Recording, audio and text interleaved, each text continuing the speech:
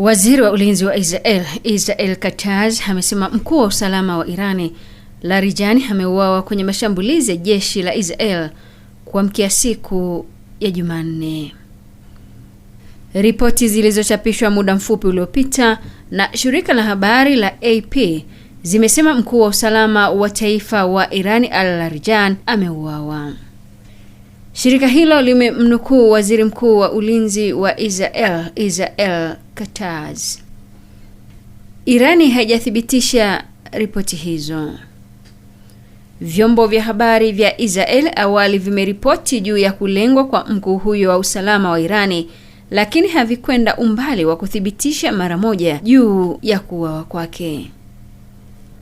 Jeshi la Israeli limetangaza kuanzisha mashambulizi mapya ikilenga maeneo mbalimbali ya miji ya Tehran na Beiruti.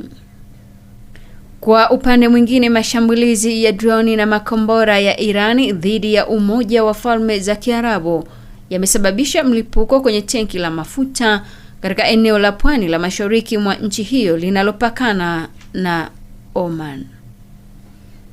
Taarifa za kushambuliwa kwa mara nyingine eneo la Fujairah zimekuja mara baada ya UAE kufunga kwa muda anga yake kufuatia vitisho vya mashambulizi ya Irani.